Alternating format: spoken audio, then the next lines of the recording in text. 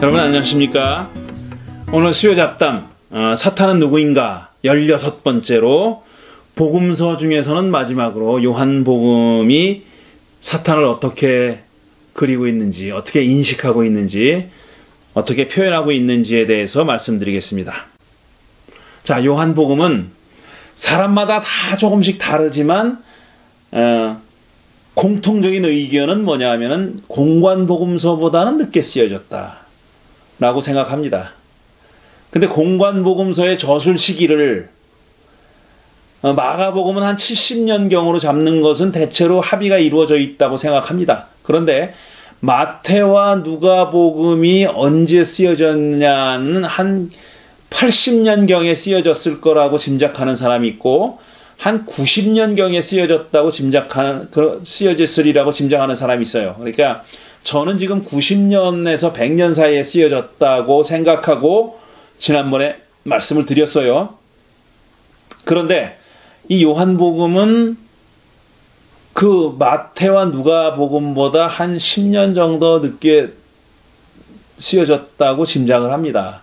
그러니까 만약에 마태 누가가 90년경에 쓰여졌다면은 요한은 100년경, 마태 누가가 100년경에 쓰여졌다고 하면 한 110년경, 2세기에 들어와서 2세기 초에 쓰여졌을 거라고 짐작을 합니다. 그런데 대체로 사람들은 기원 후 한 100년경이 아닐까 이렇게 생각합니다. 마태 누가보다는 확실히 늦게 쓰여졌지만 글쎄 2세기로 넘어갔을까, 1세기 마지막 부분이 아닐까 이렇게 생각을 합니다. 하지만 그 몇 년도에 쓰여졌냐 하는 것은 우리가 확인할 수도 없고요. 그렇게 중요한 문제는 아닙니다. 어쨌든 확실한 것은 마태 누가보다는 늦게 쓰여졌다는 것이 학자들의 중론이라는 거죠. 그리고 또 이 요한복음을 쓴 사람은 유대인일 거라고 짐작합니다. 지난번에 누가복음을 쓴 사람은 이방인이라고 얘기했고, 이방인을 위한 복음이라고 그랬잖아요. 그러니까 이방인에 의해서 쓰여졌고, 또 독자로 이방인들을 상정하고 있고, 그런데 요한복음은 유대인이 썼을 거라고 짐작해요. 유대인이.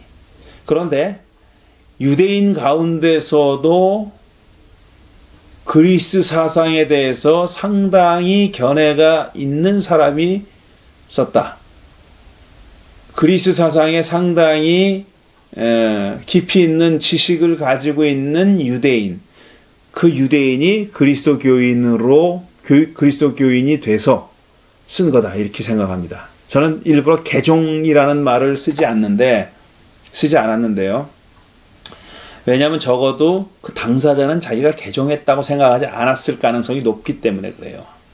물론 한 기원 후 100년이면은 어느 정도는 유대교와 그리스도교가 각각 제 갈 길을 가기 시작한 시기입니다.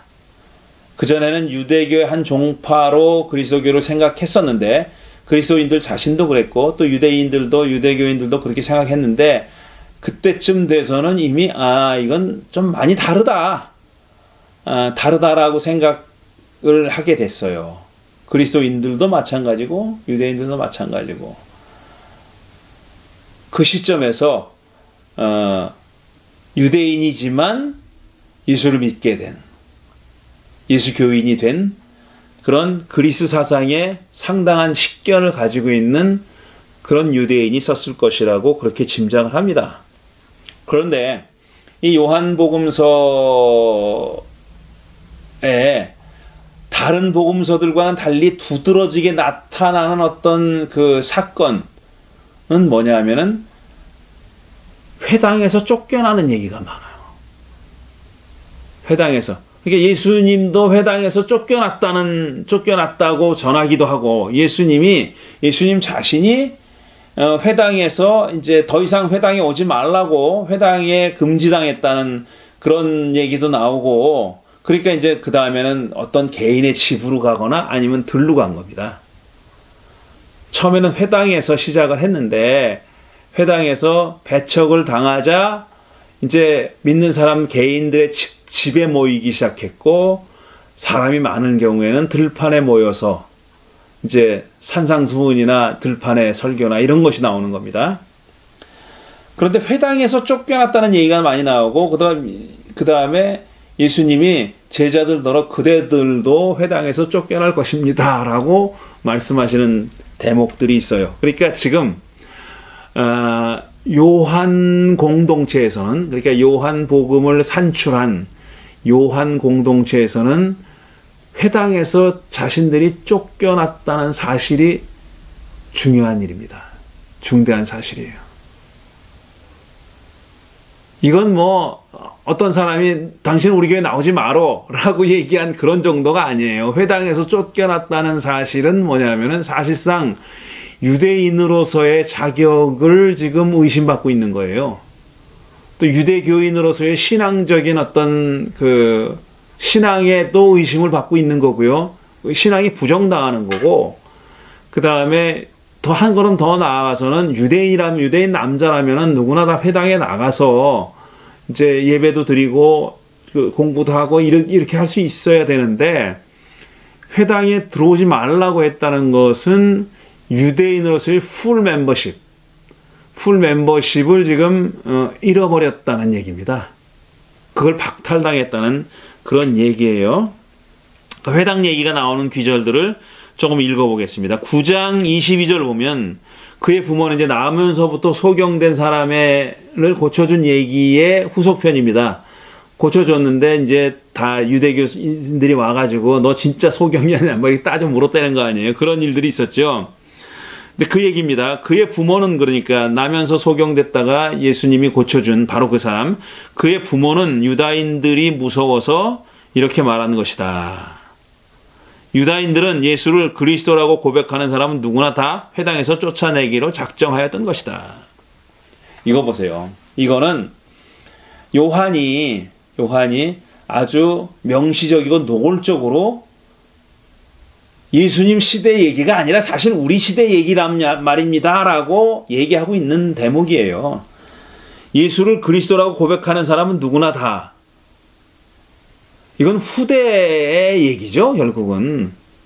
누가 봐도 그렇지 않습니까? 예수를 그리스도라고 하는 그리스도인들이 생겨났어요, 이제. 예수를 그리스도라고 고백하는 그리스도인들이 생겨난 것이 전제고, 이 예수님 당시 얘기가 아니라 상당한 시간이 흐른 후에, 그러니까 적어도 한 70년 세월이, 예수님 시대로부터 70년 이상의 세월이 흐른 후에 그때 예수를 그리스도라고 고백한 사람들이 회당에서 쫓겨나게 됐다는 겁니다. 그러니까 유다인들은 그런 사람들을, 그러니까 그리스도인들을 회당에서 쫓아내기로 그렇게 결정했다는 거죠. 그런 상황이 여기 반영되어 있는 거고요. 또 비슷한 구절로 12장 42절 보면은요, 유다 백성들 중에서도 예수를 믿는 사람들이 많았으나 바리사이파 사람들이 두려워서 예수를 믿는다는 말을 드러내놓고 하지는 못하였다. 이 역시 예수님 당시 기원 후 30년보다는 30년에 일어난 그 상황을 반영한다기보다는 요한 공동체가 살아가던 시대를 반영한다고 보는 게 더 개연성이 높죠. 내용이 그렇지 않습니까? 내용이. 유다인들이 무서워서 예수를 믿는 사람들이 있었는데, 그것도 많았는데 바리새파 사람들이 두려워서 그걸 드러내놓고 믿는다고 표현하지 못했다라는 거예요. 왜 표현하지 못했냐? 회당에서 쫓겨날까 겁이 났던 것이다, 이렇게 얘기했어요. 그러니까 예수를 그리스도로 고백하면은 회당에서 쫓겨나던 시대적 배경, 시대적 상황이 여기 암시되어 있는 겁니다. 암시라기보다는 차라리 명시라고 말하는 것이 맞겠죠. 너무나 눈에 드러나게 얘기하는 겁니다. 이런 상황에 대해서 마치 예수님이 미리 예언하고 말씀하셨다는 듯이 16장 2절에선 이렇게 얘기하고 있어요. 사람들은 그대들을 회당에서 쫓아낼 것입니다. 그리고 그대들을 죽이는 사람들이 그런 짓을 하고도 그것이 오히려 하나님을 섬기는 일이라고 생각할 때가 올 것입니다. 이랬어요. 그러니까 예수 믿는 사람들을 회당에서 쫓아낼 때가 올 거다. 그리고 그렇게 쫓아내는 사람들은 자기들이 그런 일을 하면서 이게 하나님을 위한 일이다, 하나님을 섬기는 일이라고 그렇게 믿으면서 예수 믿는 사람들을 회당에서 내쫓을 것이다. 그런 날이 올 것이다 라고 얘기했어요. 예수님이 이렇게 예고하신 것처럼 돼 있지만 사실은 그런 일이 지금 벌어지고 있는 상황이 반영되어 있는 그런 말씀이죠. 예수님이 그렇게 실제로 예언을 하셨는지는 모르겠는데 분명한 것은 그 말씀을 떠올린 사람들은 누구냐 하면은 잊어버리지 않고 망각하지 않고 떠올린 사람들은 실제로 회당에서 내쫓기는 사람들, 다시 말해서 요한 공동체가 그 말씀을 기억해낸 겁니다. 회당에서 쫓겨나는 그런 상황이 요한 공동체에 있어서는 굉장히 중요한 신학적이고 종교적일 뿐 아니라 사회적으로도 굉장히 중요한 이슈였던 겁니다. 그냥 당신은 우리 교회에 나오지 마세요. 그게 아니거든요. 회당에서 쫓겨났다는 말은 그런 가벼운 뜻이 아닙니다. 유대인으로서의 정체성, 그 다음에 유대인으로서 가지고 있었던 어떤 그들 사회 안에서의 차별당하지 않는 그런 특권은 아니지만 차별당하지 않을 수 있는 그런 최소한의 자격, 이런 것들이 지금 부정당하고 있는 거죠. 그래서 이렇게 회당에서 쫓겨난 요한 공동체는 자기들을 쫓아낸 사람들을 어떻게 받겠습니까?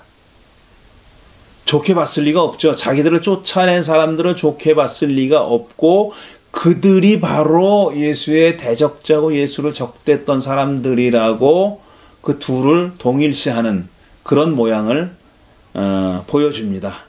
그래서 자기들은 누구냐 하면 세상에 미움을 받는 사람들, 세상이 그대들을 미워한다, 우리들을 미워한다고 생각했어요.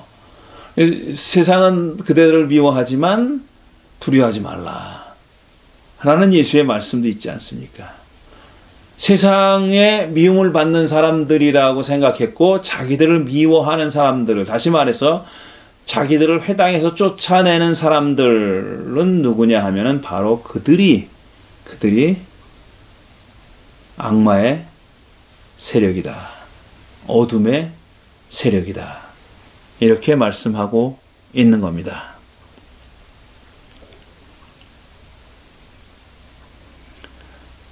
성경 밖에서도 이와 유사한 상황을 반영하는 그런 어떤 증거가 있는데, 랍비 가말리엘 2세라는 사람이 있습니다. 아주 가말리엘이라는 사람은 사도행전에도 나오죠. 사도 바울의 스승이었다고, 가말리엘 문화에 있었다고 이렇게 자랑하잖아요. 그 사람은 아니에요. 그 사람은 가말리엘 2세잖아요. 가말리엘 2세는 기원 후 80년에서 115년 사이에 살았다고, 정확한 기록은 아닐 수도 있어요. 그런 랍비인데, 유명한 랍비인데, 그 사람이 Benediction of the Heretics라고 하는 글을 썼어요. 뭐냐면 이게 이단자들을 위한 축복인데, 사실은 이게 축복이 아니라 저주입니다. 저주라는 말을 안 쓰려고 해가지고 축복이라는 말을 쓴 거예요. Benediction of the Heretics라는 글에 보면은 이게 이단에 대한 저주 기도문이에요. 이런 사람들은 벌 해달라고, 저주해달라고 그렇게 비는 그런 기도문인데, 거기 보면은 저주받아 마땅할 이단 중에 누가 있냐면 나사레안이라고 불리우는 그리스도인들이 거기 포함되어 있어요. 지금 이 사람이 활동했던 시기가 1세기 말에서 2세기 초잖아요. 80년에서 115년이라 그랬으니까 요한복음서가 쓰여졌던 시대와 딱 일치합니다. 요한복음서의 시기랑 일치해요. 그런데 일치하는 시기에 가말리엘 2세가 Benediction of the Heretics라고 하는 이방인들을 향한 저주 기도문에 기독교인들, 그리스도인들을 포함시킨 거예요. 그들도 여러 헤레틱스 중에 하나다, 이단자들 중에 하나라고 그렇게 간주한 겁니다. 그러니까 1세기 말에 유대교 안에서는 전체가 다 그랬는지는 우리가 확인할 수 없지만 유대교 안에서는 유대인들 안에서는 그리스도인들을 이단으로 인식하는 이단으로 이미 판단하는 그런 사람들이 적지 않게 있었다라는 얘기입니다. 그러니까 회당에서 쫓겨난 겁니다. 회당 얘기는 여기까지 하고요. 그 다음에 이제 우리가 잘 알다시피 요한복음은 굉장히 스케일이 큽니다. 그래서 공관복음이 마가에는 없지만 공관복음 마태와 누가가 예수님의 탄생의 이야기를 자리한 위치시킨 탄생의 이야기로 복음서를 시작하는데 그 자리에 요한은 창조 이야기를 합니다. 예수라고 하는 역사적인 인물의 탄생 이야기를 하고 있는 바로 그 지점에 요한복음은 하나님의 빛과 원초적인 어둠이 대립되고 태초에 말씀이 있었다. 그 말씀이 하나님과 함께 있었고 하나님이었다. 세상은 말씀을 통해서 이루어졌다. 말씀을 통하지 않고 이루어진 것은 아무것도 없다. 이런 아주 고도의 철학적인 깊은 사상의 서술을 하고 있어요.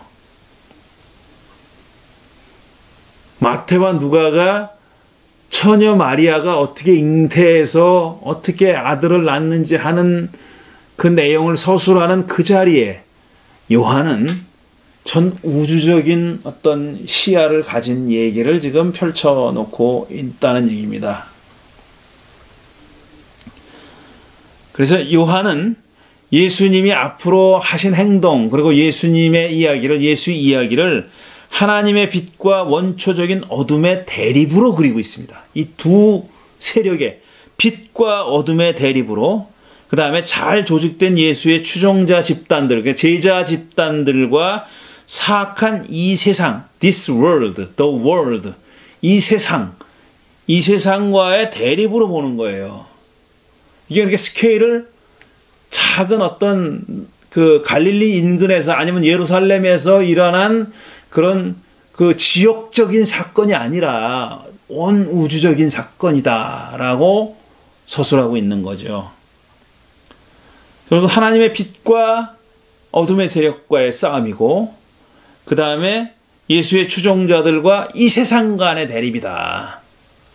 예수 및 예수의 제자들과 이 세상이 대립하고 있다. The world라는 이 세상이라는 말이 요한복음에서는 굉장히 중요한 내용을 담고 있습니다.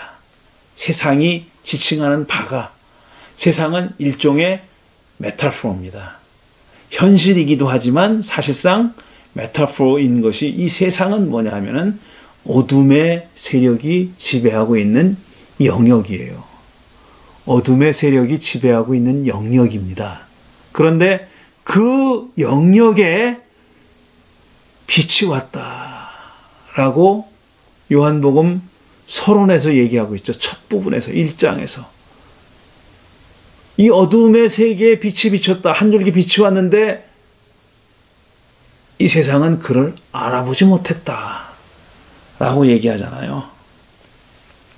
그러니까 로고스가 나오고 진리가 나오고 빛이 나오고 어둠이 나오고 이런 그 그리스 사상에 대해서 조금이라도 알고 있는 사람, 조금만이라도 알고 있는 사람이라면은 이것이 거대 담론이라는 것.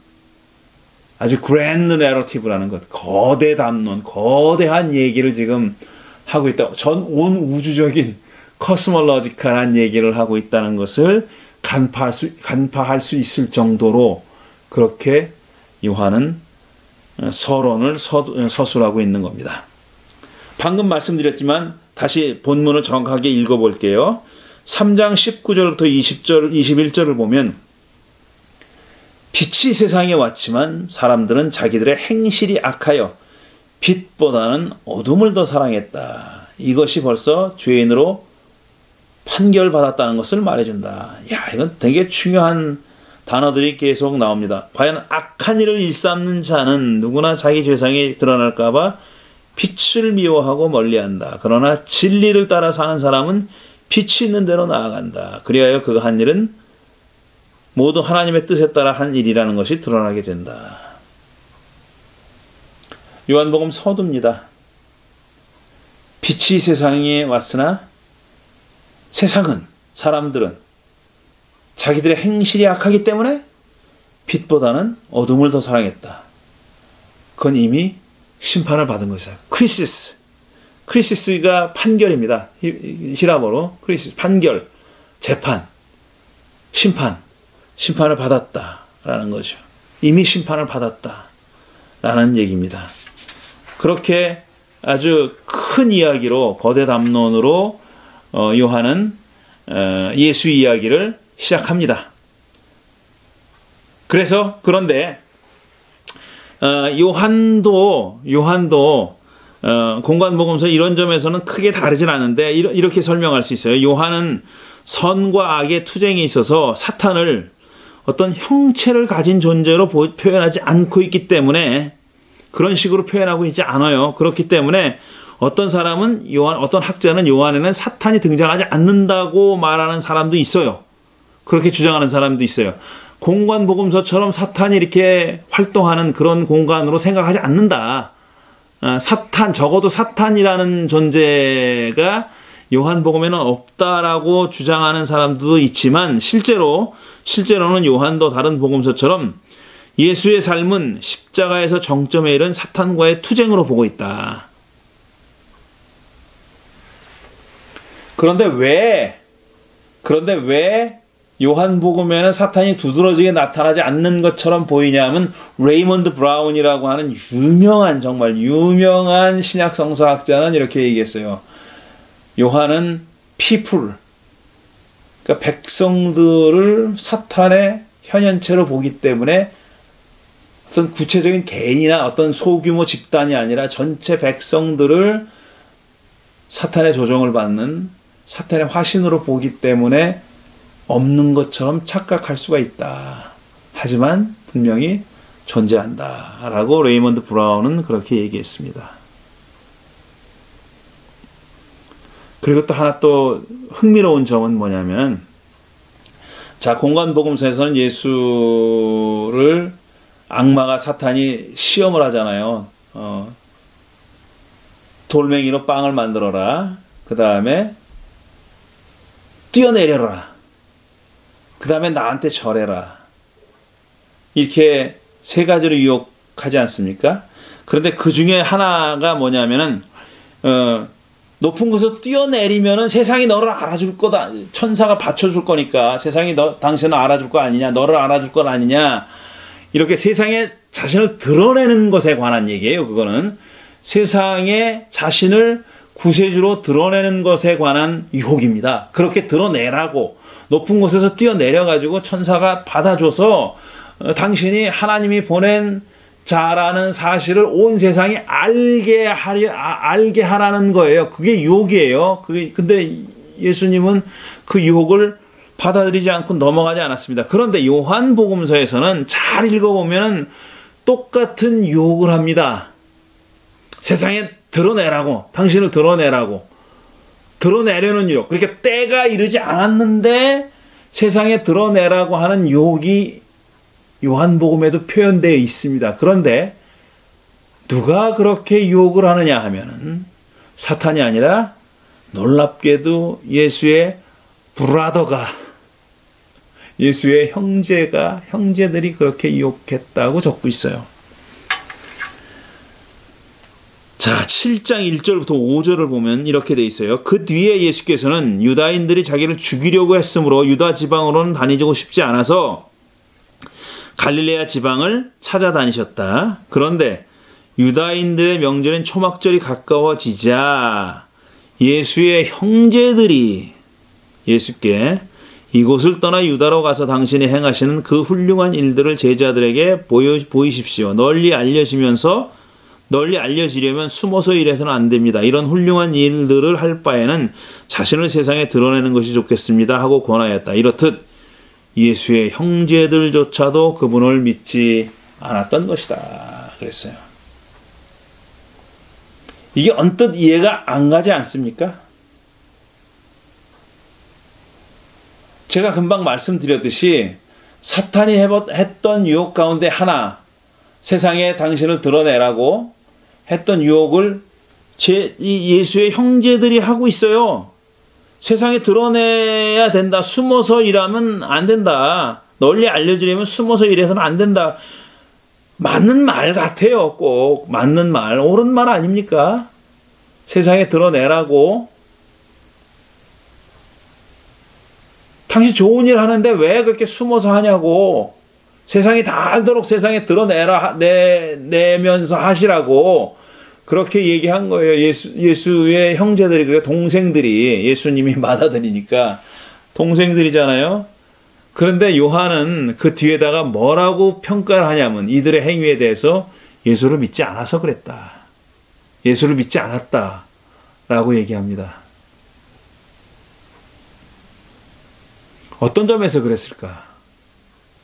왜 일견 옳은 것처럼 보이는, 아니 널리 알려지려면 숨어서 일하면 안 되는 거 맞잖아요. 세상에 드러내서 일을 해야 되는 것도 맞잖아요. 다 옳잖아요. 그런데 왜 그런 권유가 예수를 믿지 않은 게 되냐 하는 거죠. 이건 아마도 예수님이 가나 혼인잔치에서 어머니 마리아가 포도주가 떨어졌다고 예수께 얘기하니까 아직 내 때가 이르지 않았습니다라고 답변한 것과 상관이 있을 거라고 짐작을 합니다. 그게 상관이 있을 거라고. 아직은 예수님이 세상에 드러날 때가 되지 않았다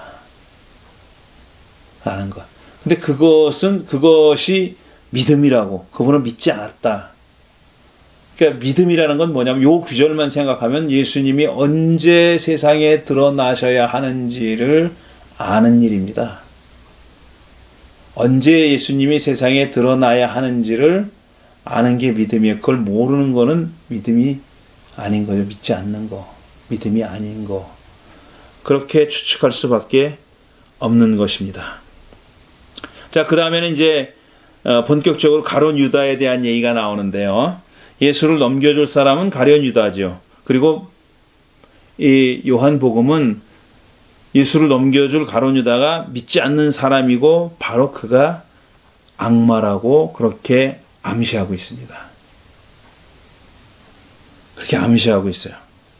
자, 누가 와도 좀 다릅니다. 조금 다른데 어떻게 다른지 한번 읽어봅시다. 상당히 처음부터 6장이니까 굉장히 앞부분이잖아요. 앞부분에서부터 이미 예수님은 당신이 배반당할 거라는 것을 예고합니다. 6장 64절 보면은 그러나 그대들 가운데는 믿지 않는 사람들이 있습니다 하고 말씀하셨다. 예수께서는 믿지 않는 사람들이 누구며 자기를 배반할 자가 누구인지 처음부터 알고 계셨던 것이다. 이렇게 얘기했어요. 누가 자기를 배반할지 처음부터 알고 계셨다고 합니다. 배반자를 알고 있었다. 이름은 안 나옵니다. 그렇지만 누가 당신을 배반할지 알고 있었다. 라는 것은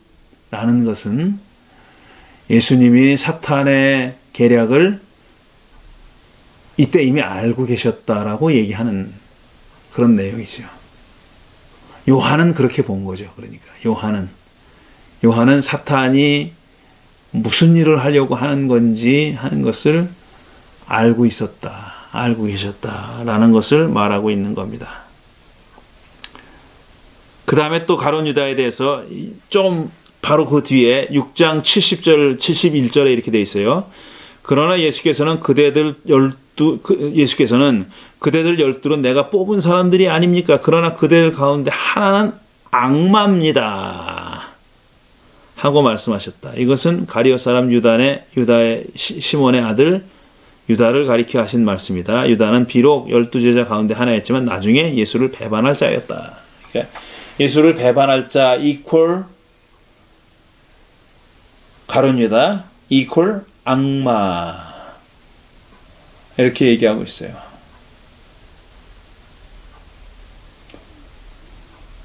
표현이 분명히 다릅니다. 악마가 유다에게 들어갔다라고 표현하는 그런 복음서도 있고, 악마가 유다를 유혹했다고 서술하는 복음서도 있어요.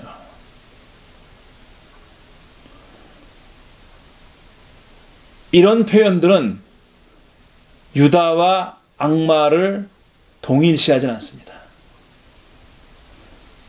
악마가 유다를 유혹했다거나 그 안에 들어갔다라고 얘기했을 때는 어쨌든 별개의 존재라는 것을 전제하고 얘기하는 거예요. 그런데 지금 요한은 그대들 가운데 하나는 악마입니다. 그랬어요. 그대들 가운데 하나는 악마입니다. 그가 바로 악마다.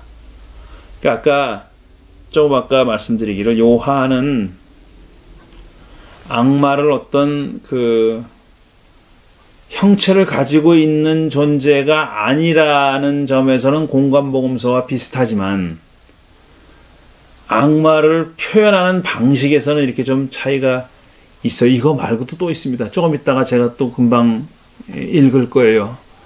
가룟 유다를 악마라고 얘기합니다. 이게 뭐 별 차이가 없다고 생각할 수도 있지만 그렇지는 않아요. 또 있어요.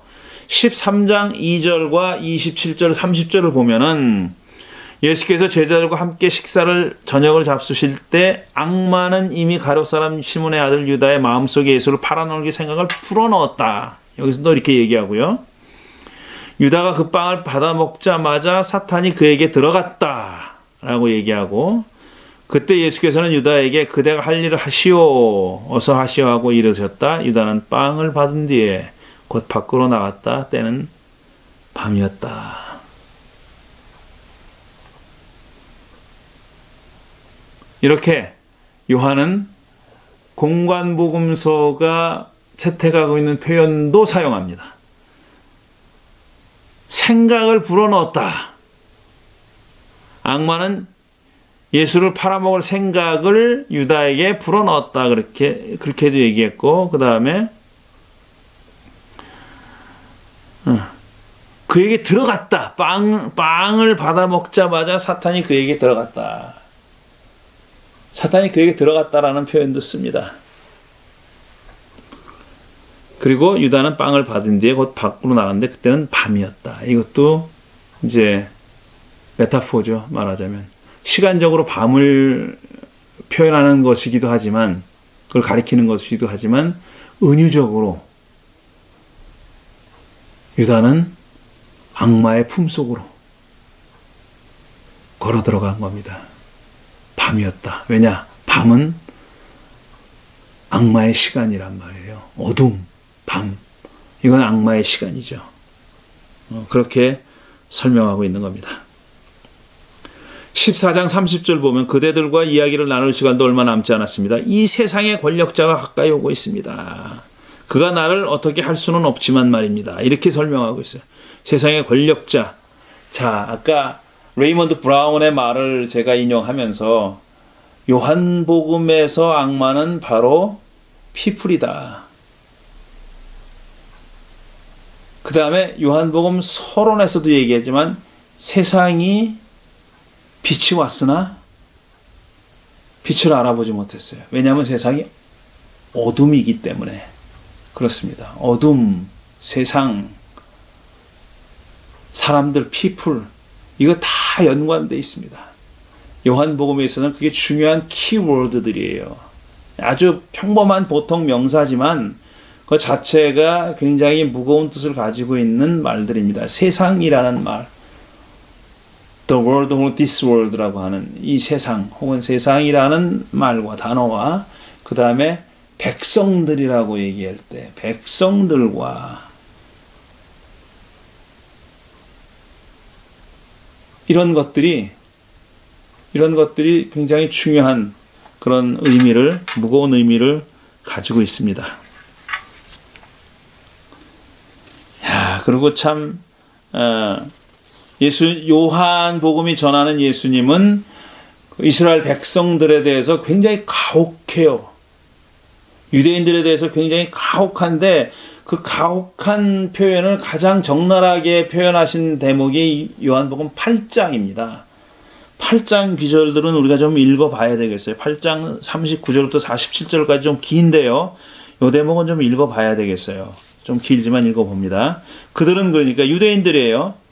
백성들은, 유대 백성들, 우리 조상은 아브라함입니다 하면서 예수께 대들었다. 우리 아브라함의 자손이다 이거죠. 예수께서 이렇게 말합니다. 만일 그대들이 아브라함의 자손이라면 아브라함이 한 대로 할 것입니다. 그런데 그대들은 하나님에게서 들은 진리를 전하는 나를 죽이려고 합니다. 아브라함은 이런 짓을 하지 않았습니다.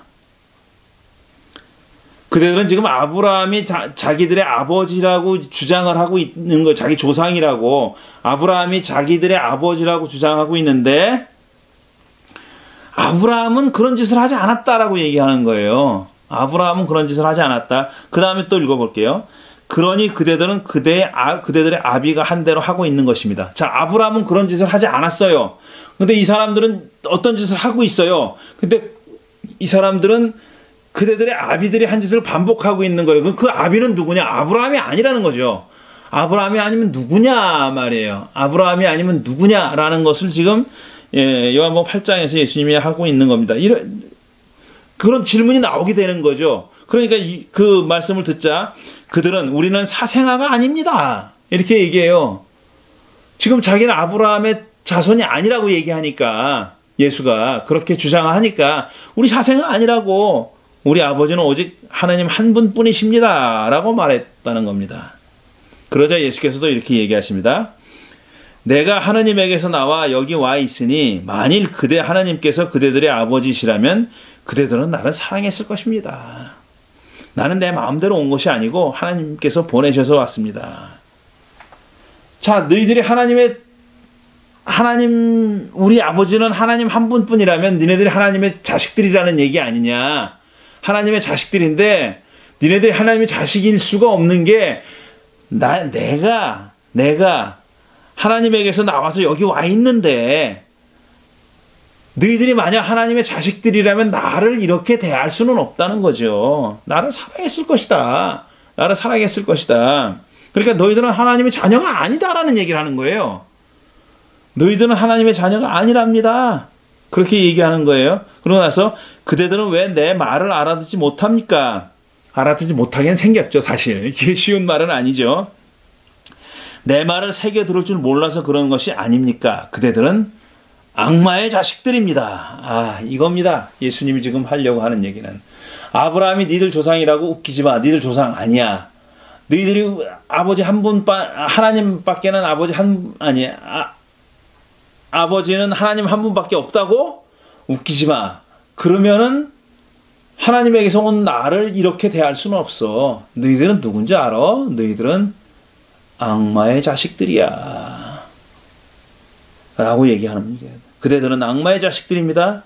그래서 그대들은 그 아비의 욕망대로 하려는 것입니다. 그렇게 악마의 욕망을 지금 너무나도 잘 실천하고 있다는 거예요. 악마의 욕망을. 그 아비의 욕망이니까, 그리고 이들이 악마의 자식이니까 아비의 욕망을 그렇게 악마의 욕망대로 하려고 합니다. 그대로 실현하고 있어요. 그는 처음부터 살인자였고 진리 쪽에 서본 적이 없습니다. 그에게는 진리가 없기 때문입니다. 그는 거짓말할 때마다 제 본성이 드러납니다. 그는 정정 거짓말장이이며 거짓말의 아비이기 때문입니다. 자, 악마의 자식, 거짓말의 아비, 살인자, 이런 것들이 바로 이 사람들을 규정하는 성격지든 말들입니다. 너희들이 누구냐? 악마의 자식이다. 거짓말하는 사람들이다. 살인자들이다. 이렇게 얘기하고 있는 거예요.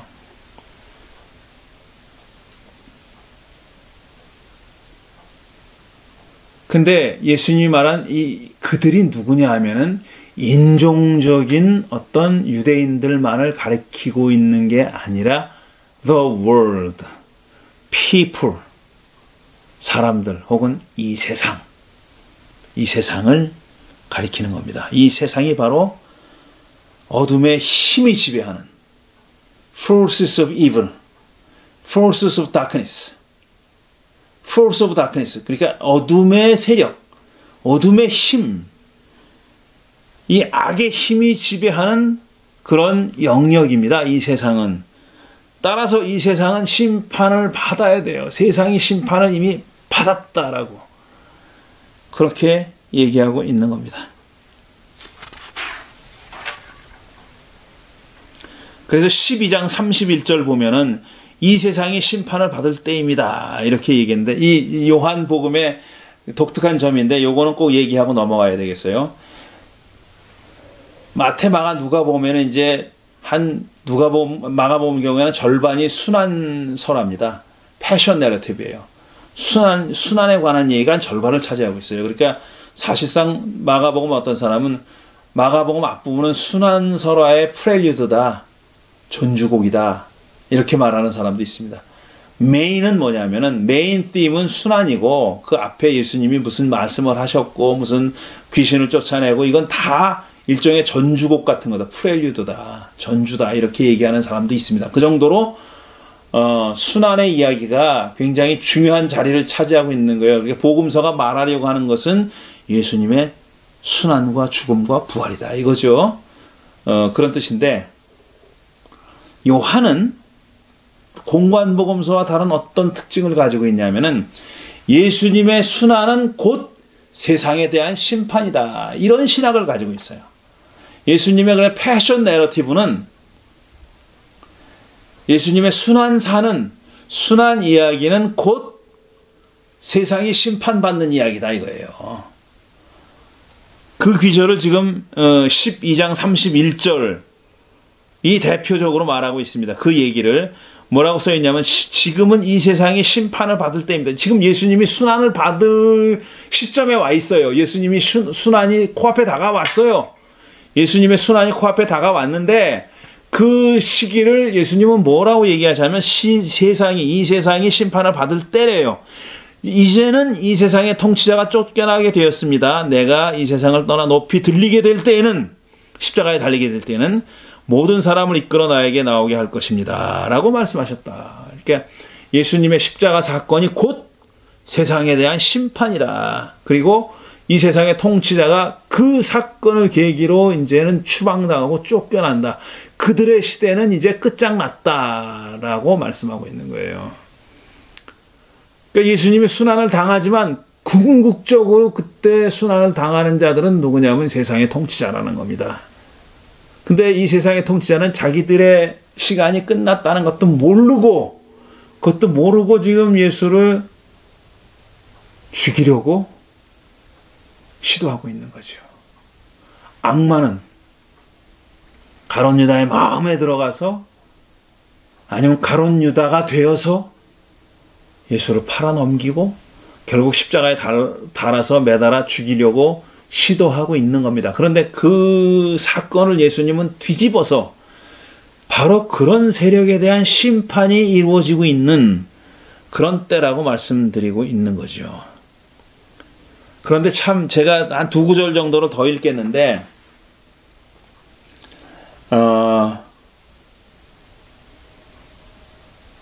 이거는 제가 좀 꼭 말씀드리고 싶었던 이유는 뭐냐면은 옳은 것 같은 이야기, 정당성이 있는 이야기도 얼마든지 악용될 수 있다. 얼마든지 악마의 도구가 될 수 있다. 요한의 표현에 빌자면은, 요한의 표현대로 하자면은 얼마든지 악마가 그 사람들과 선한 사람들과 그 다음에 옳은 말들을 사용할 수 있다. 라는 사실을 말씀드리고 싶어서 한 구절을 갖고 올 것이고, 또 하나는 뭐냐면은 그러니까 자기 이해관계가 얽혀 있으면이라는 현대적인 표현이고, 악마에 사로잡히면 이렇게까지도 할 수 있구나라는 것을 보여주는 그런 귀절을 하나 갖고 왔습니다. 먼저 11장 47절 50절 보면은 이게 유대교의 지도자들이라는 사람이 이 지경까지 이를 수 있다는 사실이 놀랍습니다. 이렇게 돼 있어요. 그래서 대사제들과 바리새파 사람들은 회의를 소집하고 그 사람이 많은 기적을 나타내고 있으니 어떻게 하면 좋겠어. 그대로 내버려 두면 누구나 다 그를 믿을 것이고 그렇게 되면 로마인들이 와서 이 거룩한 곳과 우리 백성을 짓밟고 말 것입니다. 지금 이자들이 판단하기에도 예수는 로마 사람들에게 위협을 가하는 존재인 거예요.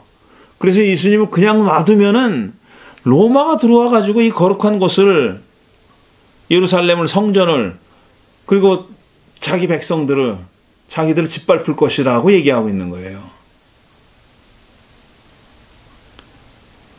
그 해의 대사제인 가야바가 그 자리에 와 있다가 이렇게 말하였다. 당신들은 그렇게도 아둔합니까? 온 백성이 멸망당하는 것보다 한 사람이 백성을 대신해서 죽는 편이 얼마나 더 낫다는 것도 모릅니까? 말인즉 틀린 말은 아니죠. 온 백성이 다 죽는 것보다 한 사람이 온 백성을 대신해서 죽는 것이 더 낫죠. 물론 선의로 한 말은 아니에요. 좋은 뜻으로 한 말은 아니죠. 그 앞에서 얘기했듯이 지금 이자를 가만 놔두면은, 예수를 가만 놔두면은 로마가 들어와 가지고 이 거룩한 곳을, 또 백성들을 다 망가뜨릴 것이다, 짓밟을 것이다. 그러니 이자를 넘겨줘서 성전도 보존하고 백성들도 보호하자, 이런 뜻으로 말을 한 겁니다. 말인즉슨 옳죠. 온 민족이 멸망하는 것보다 한 사람이 백성을 대신해서 죽는 편이 더 낫죠. 하지만 이 옳은 말도 어떻게 사용되느냐에 따라서 전혀 다른 의미를 가질 수 있다는 얘기를 이 대사제들과 바리새파 사람들이 한 말에서 우리가 엿볼 수 있고요. 그 다음에 또 이 자들이 어디까지 갈 수 있느냐 보여준 얘기가 19장 12절에 나옵니다. 이 말을 들은 빌라도는 예수를 놓아줄 기회를 찾기 시작하였다. 그러나 유다인들은 만일 그자를 놓아준다면 총독님은 가이사랴의 충신이 아닙니다. 이렇게까지 얘기했어요. 여기 그냥 뭉뚱그려서 유다인들이라고 얘기하네요. 유다인들은 만일 그자를 놓아주면 총독님은 가이사랴의 충신이 아니래요.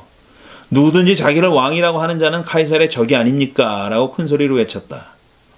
조금 띄어서 대사자들은 우리의 왕은 카이사라밖에 없습니다. 대제사장들 유대인입니다. 유일신 하나님을 섬긴다고 하는 유대인들이에요. 우리가 유대의 역사를 간간히 말씀드렸잖아요. 특히 제2차 독립전쟁 얘기도 했고, 그 다음에 그 마카베오 일가, 주다스 마카비우스 일가가 벌였던 저항에 대해서도 중간사 시대 얘기할 때 얘기했고, 유대인들은 말이죠, 자기들이 그 소중하게 간직하고 있는 종교적인 계명과 전통, 야훼 하나님에 대한 신앙, 이게 정말 로마인들이 납득할 수 없을 정도로 이것들이 미친놈들 아닌가 싶어 할 정도로 그렇게 열렬했어요. 그리스도인들이 박해를 당한 것도 뭐냐 하면은, 아니 황제를 인정해라, 그걸 안 하는 거예요. 황제를 인정하라는 거 그거 안 했기 때문에 순교당했고, 유대인들도 마찬가지입니다. 야훼 이외에 다른 신을 섬기면 안 된다라는 그 철저한 그 원칙에 철저하기 위해서, 그 원칙을 철저히 지키기 위해서 어떤 로마 황제에 대한 충성을 거부했고, 그래서 수많은 사람들이 죽어갔습니다. 그게 유대인들이에요. 정말 어찌 보면은 야, 이렇게 지독한 종족들도 있구나 라는 마음이 들 정도로. 근데 지금 본문에서 뭐라고, 자기들의 왕은 가이사밖에 없대요. 황제밖에 없대요. 그렇게 말을 했다는 겁니다. 그러니 저는 이들이, 요한이 암시하고 있듯이 이들이 사탄의 세력인지 여부와 상관없이, 사탄의 앞잡이였다 그래도 좋고 아니었다 그래도 좋아요. 어쨌든 이 자들이 한 짓은 뭐냐면은, 그 이후에도 우리 역사가 말해주듯이 많은 사람들이 이런 짓을 했고요. 반복했고, 계속 반복했고, 그 다음에 이거는 얼마든지 그 신앙을 버리고 올바른 길을 버릴 수 있다. 누구든지 그렇게 할 수 있고, 특히 종교적 열심이 강한 사람일수록 이렇게 어긋나는 행동을 할 가능성이 오히려 더 높다 라는 사실입니다. 대제사장들과 바리새파 사람들이면은 리더들입니다. 유대인 사회의 리더들이에요. 그 리더들이 지금 하는 말을 보세요.